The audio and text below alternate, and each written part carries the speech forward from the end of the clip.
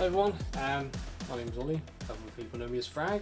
I'm going to be basically vlogging, I guess, about my journey with virtual production here at home. But I thought it'd be good because I put out a video the other day where I was kind of started working with virtual production again at home, and now I'm starting to pick up where I kind of left off from last time. And that video was a bit quick, I didn't really explain a few things of what I was doing, so I thought this one would be pretty good. I thought it'd be good to actually start logging this all down in sort of a development vlog going forward.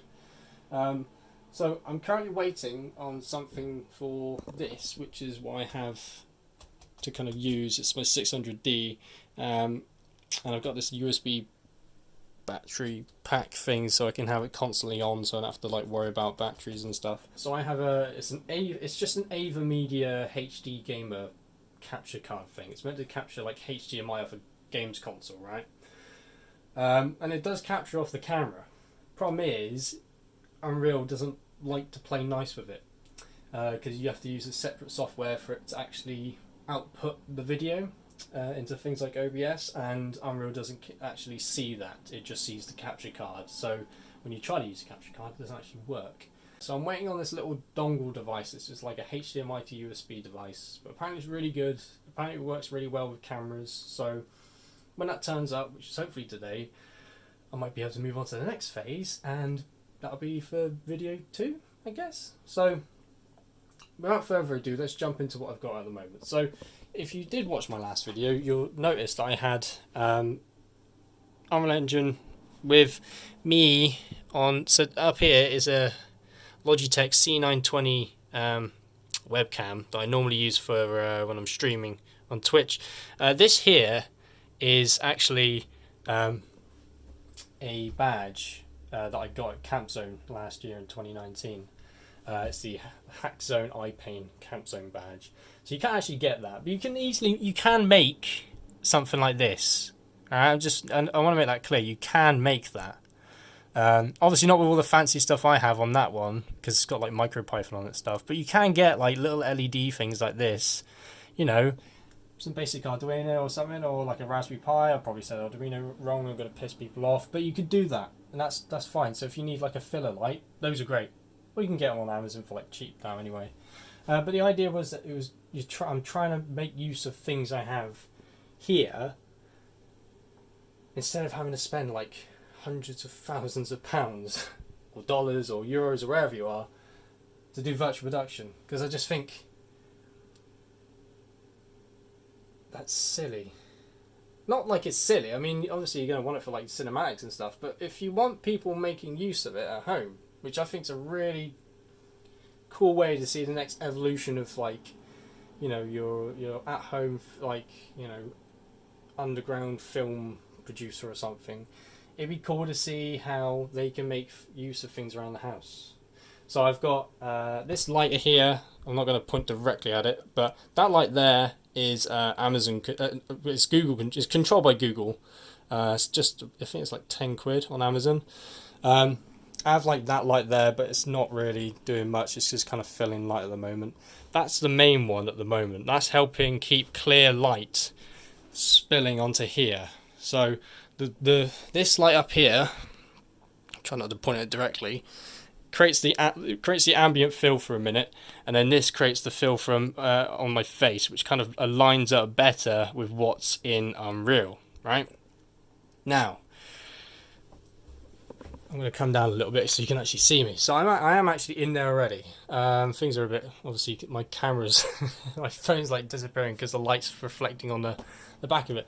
But I am in there. You can see my blue eyes are kind of now really gone. If you want to get to this point where if you get your lighting a bit better, so you're not like completely dying here with like getting green or blue screened out, you can grab one of those. Unreal's going to detect it, a bit of work, and you've got yourself a little virtual studio. So I'm currently inside this the camera actor. So let's pop this back up. So I'm just going to show you. So this is the studio I've made use of for this. It's like meant to be like a sports center. But I've like changed some of the color schemes around. I haven't like got rid of these media planes yet. But this is it, and I've literally slapped the desk down, changed the colours. Like you can see there.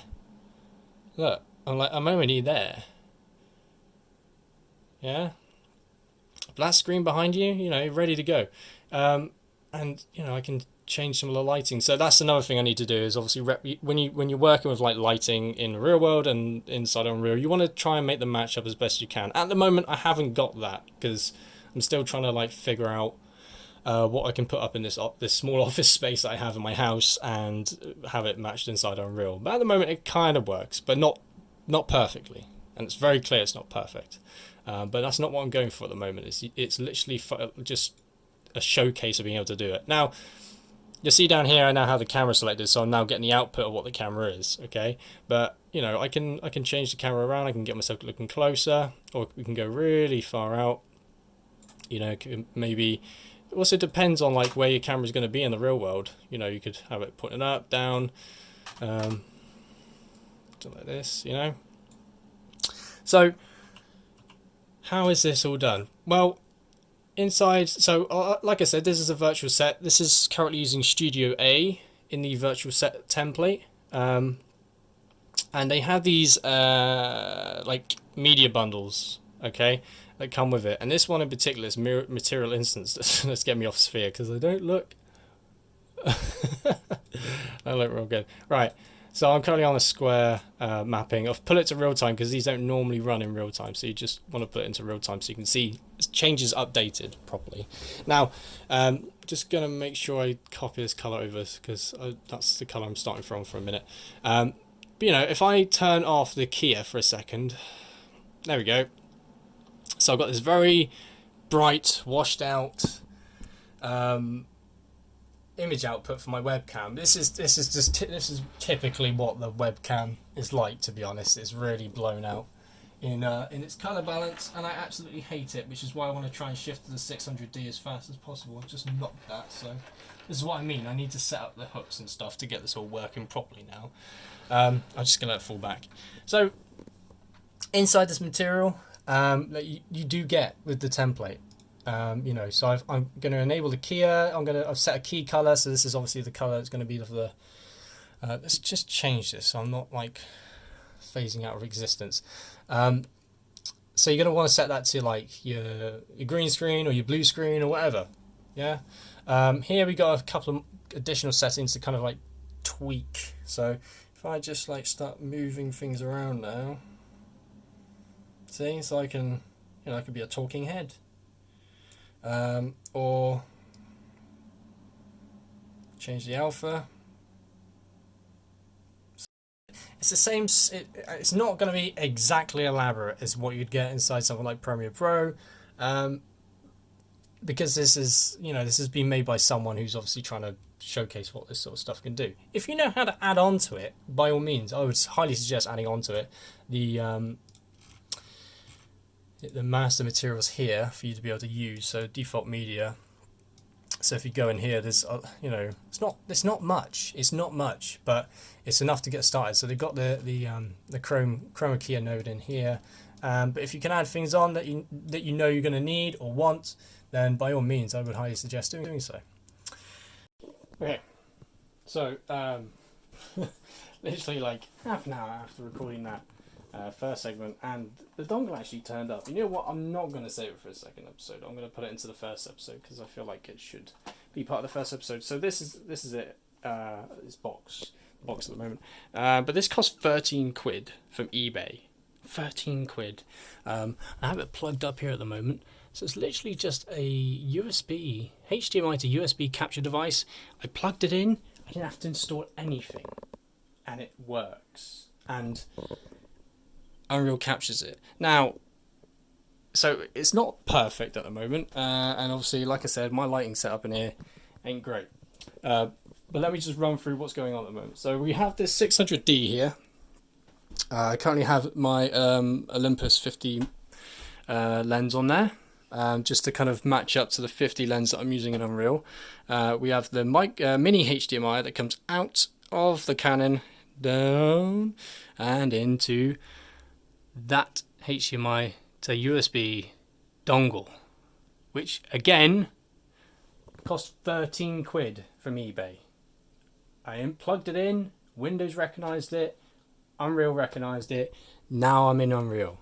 Now,